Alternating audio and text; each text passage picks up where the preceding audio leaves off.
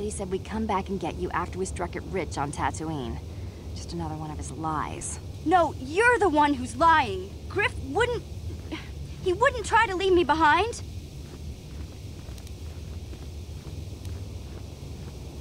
Think about it. If Griff wasn't trying to ditch you, Mission, then why didn't he tell you where we were going? After we left Terrace, he told me looking after you was holding him back. Griff's always looking to blame other people for his own problems. That's why he abandoned you.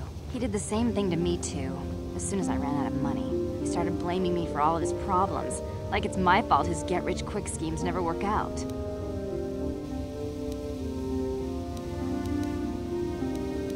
Still on Tatooine, as far as I know. Not that I really care anymore. And if Mission was smart, she'd forget about that no-good con artist. But Griff is my brother.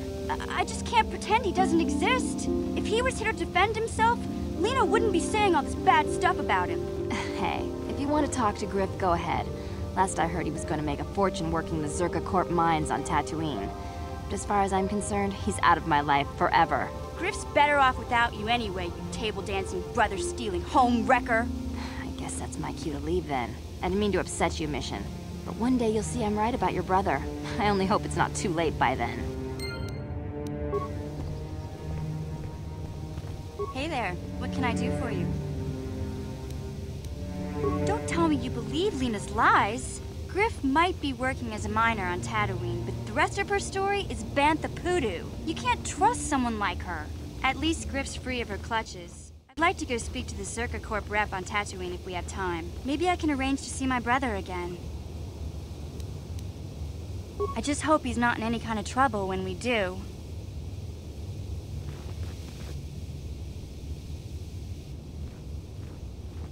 How may I be of assistance to you, Padawan? What is it you would like to speak to me about? How I came to be a Jedi? I am sure you would not find it very interesting. Are you sure you would like to hear? Well, it goes back a number of years. Back on my homeworld, we did not see Jedi very often, especially where I lived.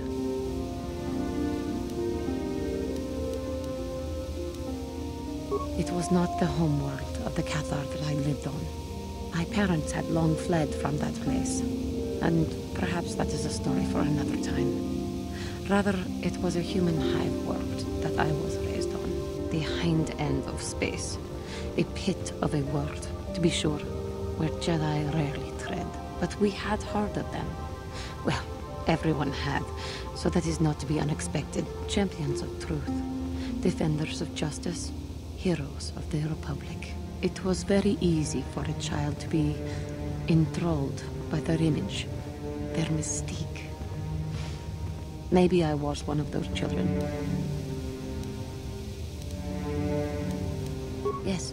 Yes, I did.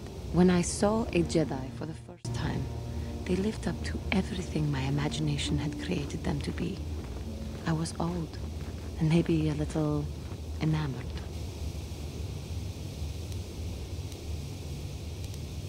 They were quite striking, especially the tales of their leader. From that moment on, I knew that I would have to try to become a Jedi. To lift myself out of the rut I had been living in for years, and to make a real difference, as the Jedi were. The foolish delusions of a child. But this child made it happen. As soon as I was able, I left my world and went in search of them. I found them and was accepted.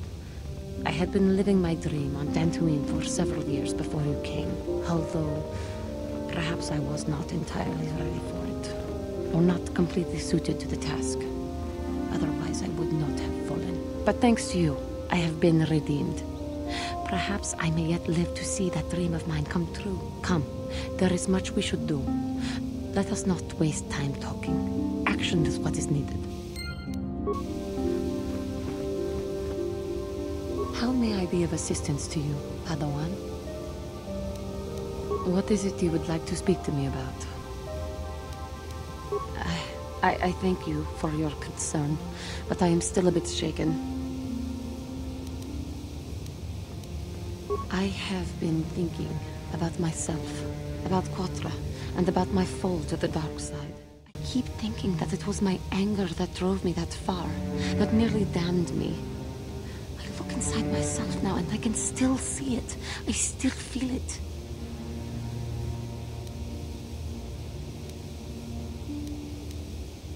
More time would do me good. Time to distance myself from that anger. I think that is why the Council agreed to send me with you. They think, perhaps, that in your company, I will be able to free myself from it.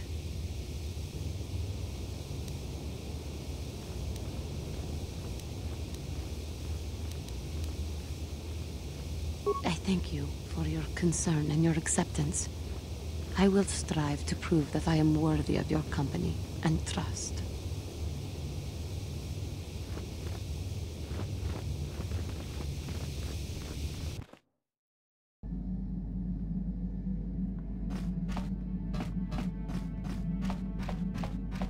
Hey there, what can I do for you?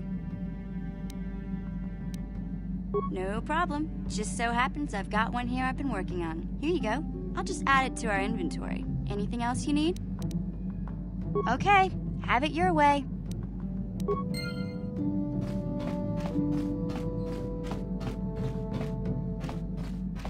Yeah, what do you want? I was one of the best youth warriors in the clan Ordo in my time. No one before me had mastered the power of our Basilisk war droids as quickly as I had. Except Mandalore himself, of course. In those days, we were sweeping across the Outer Rim, destroying all who fought us. Young Mandalores would prove themselves in real combat with unknown opponents above 1,000 worlds. Each brought back stories of his achievements.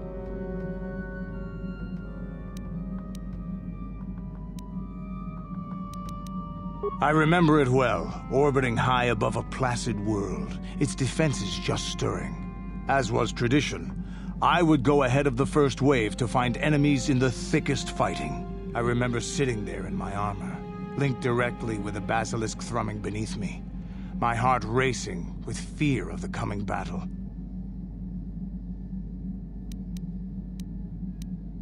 Every new warrior has to fear to understand how to beat it. You must know that. The doors opened in front of me, and the air was sucked out of the drop bay, scattering crystals of frozen vapor across my path. I can't describe what it feels like to look directly down at a world, falling continuously as you circle it, with barely 15 centimeters of armor plate protecting you. When the magnetic locks disengaged on my droid, I plunged out of the drop bay towards the battle that waited below.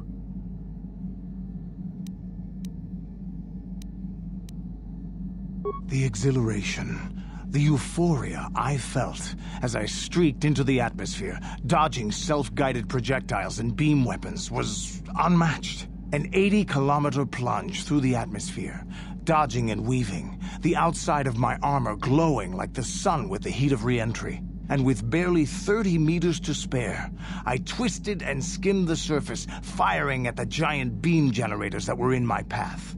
The explosion from that sent shock waves that leveled the entire complex around it. It was the moment of my life.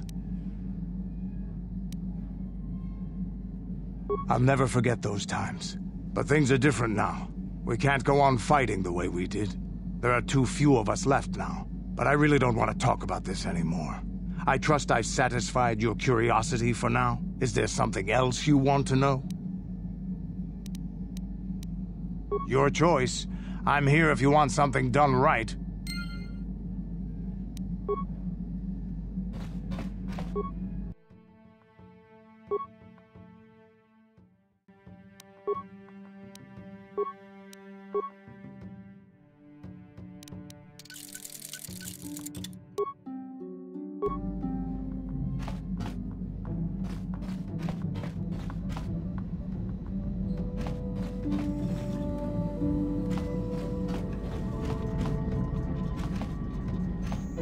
How may I be of assistance to you, Padawan?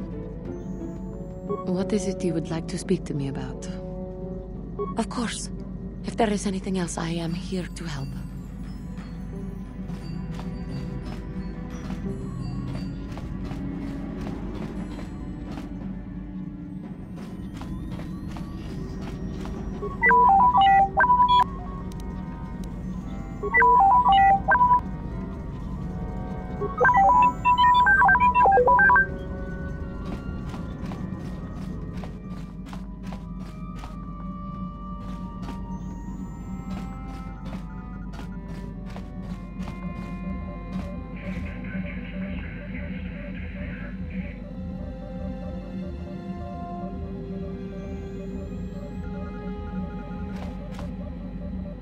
How can I help?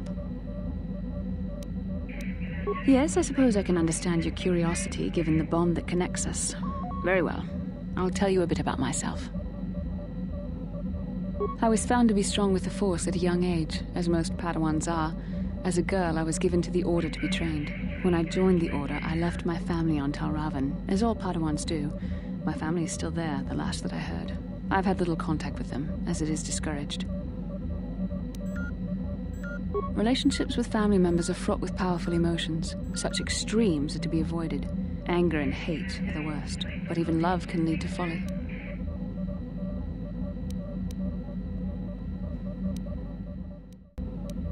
Emotional entanglements can be dangerous. They can impair rational thought. They can lead to outbursts of uncontrolled emotion. A Jedi must be above such things.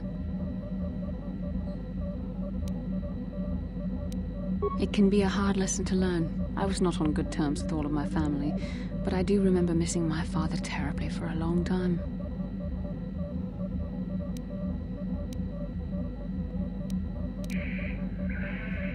I was not on good terms with my mother.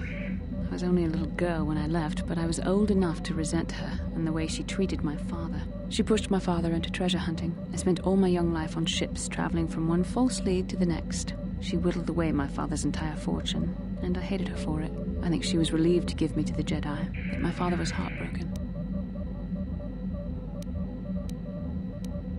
A child is too young to understand the sacrifices that must be made. It's better if they have no contact with their family once they're removed. Once I was older, I realized the wisdom of this policy. A Jedi must do what is needed, personal desires notwithstanding. Love can only obscure and confuse the matter.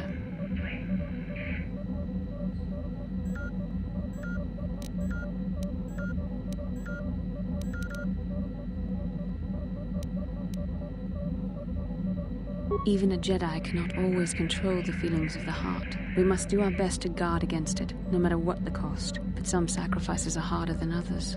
I do not wish to discuss this anymore. I would rather return to our mission. How can I help? Then I suggest we move on. Yes, what's on your mind? Have I been quiet? Suppose I have. I guess I just don't like being left out of the loop.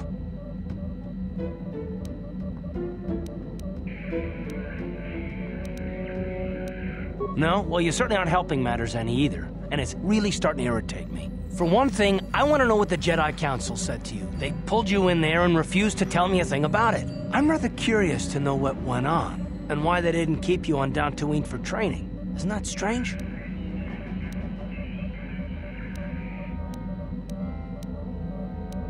I'd be more than happy to, but she's as closed-mouthed as the rest of the Council. I'm hoping you'll be the one to enlighten me.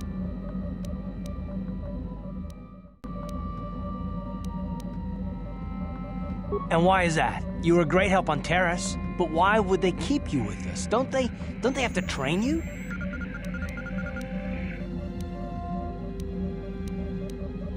A bond? What kind of bond? You mean to say that they told you that you were tied to Bastila in some way? I have trouble believing that. You're a neophyte Padawan who's been saddled with the responsibility of tracking down these star maps. Why? That's not normal. I am not trying to provoke you or to imply that you're somehow responsible for the Jedi Council, but give me a hand here. There has to be a reason.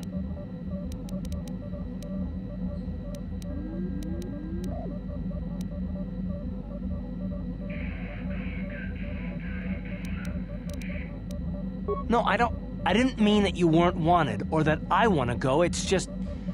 Damn it. Well, I'll tell you this much. I'm not going to wait around until I'm betrayed again.